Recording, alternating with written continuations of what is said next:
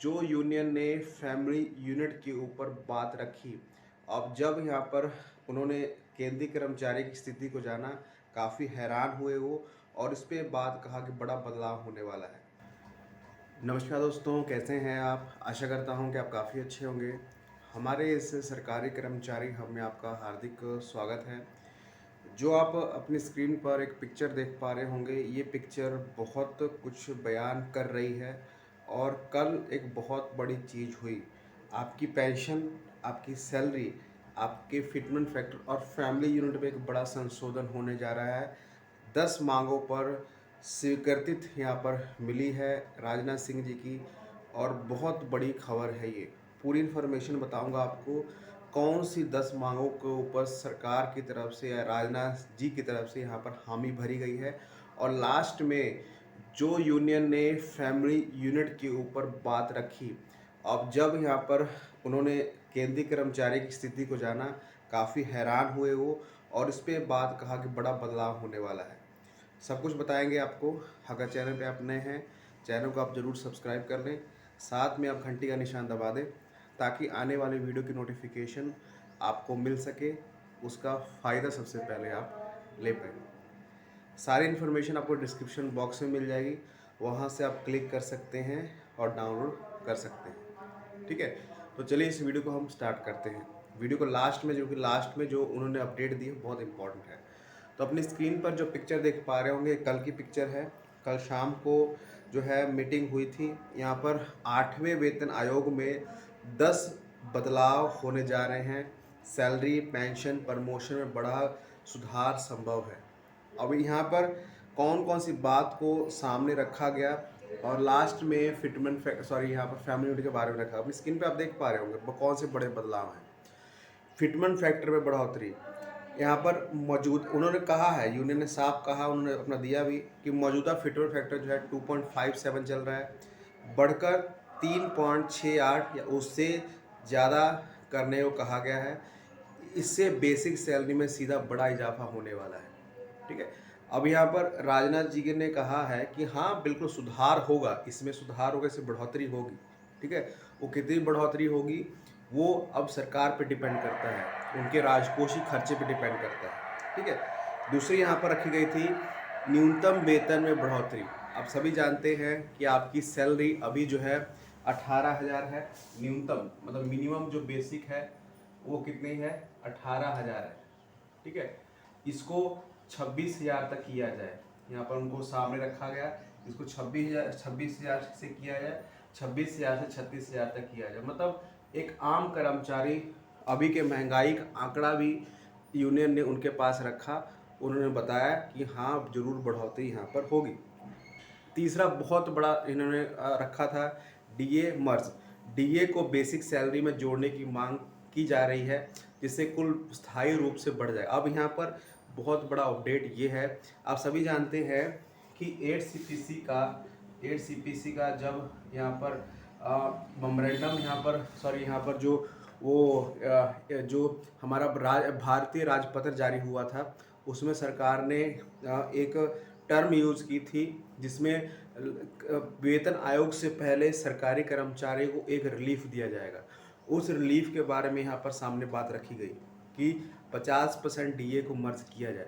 अब यहाँ पर कहा गया है कि जब यहाँ पर आपके राजकोषीय पत्र में जो लिखा गया है ये चीज़ होगी, और ये कब से होगी आप देखिएगा, जो चुनाव आने वाले हैं 2027 का, यूपी का चुनाव आने वाला है, उस काल में आपको इंटरनल रिलीफ दिया जाएगा।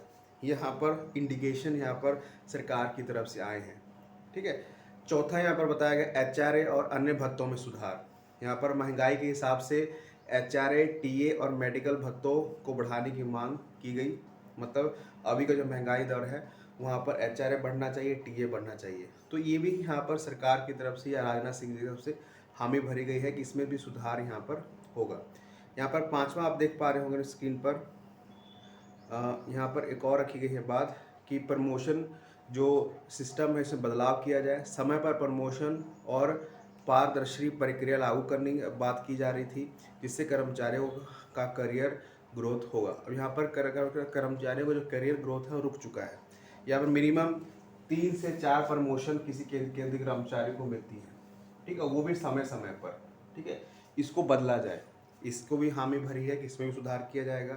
पेंशन में बड़ा बदलाव, एनपीएस में बड़ा बदलाव किया जाए, नई पेंशन योजना से अधिक सुरक्षित और लाभकारी बनने का जोर दिया। मतलब सरकार ने, उन्होंने माना कि हाँ एनपीएस लागू हो चुका है, लेकिन एनपीएस में सुधार किया जाए ताकि जो बूढ़े कर्मचारी हैं, जो ओल्ड कर्मचारी, उनका एक सिस्टम बन सके, उनको सुरक्षित महसूस हो सके, ठीक है।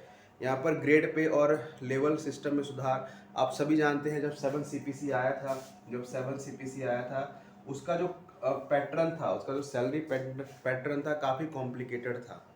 इसको सिंपल बनाया जा सके 8वें वेतन आयोग में, ये भी मांग की गई है, ठीक है। वर्क लाइफ बैलेंस किया जाए, ओपीएस की मांग की जा रही है, इसको तो नहीं मानेंगे सरकार, लेकिन ये भी मांग यहाँ पर रखी गई है।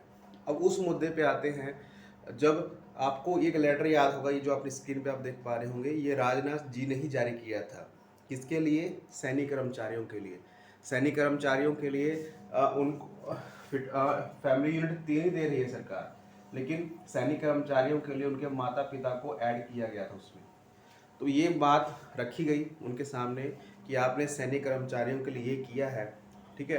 तो केंद्रीय कर्मचारियों को 8वें वेतन आयोग में फिर जो आपका फैमिली यूनिट है, जो माता पिता का खर्चा, वो भी दिया जाए। तो इसके ऊपर भी हामी भरी है कि हाँ इसमें सुधार किया जाएगा, ठीक है। तो ये मेन बात थी। वर्तमान स्थिति जो है उन्होंने सामने रखी कि अभी अभी अभी वर्तमान स्थिति क्या चल रही है, अपनी स्क्रीन पे आप देख पा रहे होंगे यहाँ पर अभी क्या स्थिति चल रही है। सरकार ने अभी तक 8वें वेतन आयोग के गठन की आधिकारिक घोषणा नहीं की है, आधिकारिक घोषणा, ठीक है। लेकिन लगातार बढ़ते दबाव और चुनावी माहौल के कारण जल्द कोई बड़ा फैसला आ सकता है। ये हम नहीं कह रहे हैं, यहाँ पर सरकार कह रही है कि जल्दी एक बड़ा फैसला आने वाला है। कुछ भी हो सकता है, आपको इंटरनल रिलीफ भी दिया जा सकता है, ठीक है। कर्मचारियों के लिए क्या मतलब है इसका? अगर ये सभी बदलाव लागू होते हैं तो सैलरी में बड़ा इजाफा, पेंशन सुरक्षा और सुविधाओं में सुधार मिलेगा, ठीक है। निष्कर्ष क्या निकलता है? इस जो मीटिंग हुई थी, 8वें वेतन आयोग के कर्मचारियों के लिए गेम चेंजर साबित हो सकता है। अभी सभी की नज़र सरकार के अगले फैसले पर टिकी हुई है, ठीक है। तो बड़े फैसले होने हैं। अब ये फैसले कब होते हैं? इस लास्ट साल तक होते हैं कि यूपी से पहले होते हैं? बड़े फैसले यहाँ पर इंडिकेशन जो है राजनाथ जी ने किया है कि 8 सीपीसी में बड़े बदलाव आपको देखने को मिलेंगे, ठीक है। तो ये सब चीज़ें थी। सबसे बड़ी बात इस मीटिंग की ये रही, जो फैमिली यूनिट है, क्योंकि आप सभी जानते हैं कि जितना भी जितना भी हम जोर लगा लें, लेकिन अभी जो डीए हमारा 60% हो जाएगा, ठीक है। तो 1.6, क्योंकि आप सभी जानते हैं कि आपका जो 8वां वेतन आयोग है 1/1/2026 से लागू है, तो इसी फिटमेंट फैक्टर को माना जाएगा। तो 1.6 तो आप ऑलरेडी ले रहे हैं। इसके बाद अगर 20% की सैलरी बढ़ा दी तो 1.9 टू 1.93 तक जाएगा। ये इतना ही फिटमेंट फैक्टर बन रहा है। अगर ये फैमिली 5 जुड़ती है, जैसे राजनाथ जी ने इंडिकेशन दिए हैं, तो ये 2.68 2.75 तक ये फिटमेंट फैक्टर जा रहा है, जिससे बड़ी ग्रोथ होने के आसार हैं। तो इसलिए यहाँ पर राजनाथ जी से मीटिंग हुई थी, बड़ी मीटिंग हुई है, इस मीटिंग में सफलता मिली है। अब देखते हैं सरकार किस तरफ रुख करती है, ठीक है। जोर फिटमेंट फैक्टर पे देती है कि फैमिली यूनिट पे देती है। अपनी राय कमेंट में जरूर बताइएगा और इस वीडियो को तमाम केंद्रीय कर्मचारियों तक शेयर जरूर करिएगा। धन्यवाद।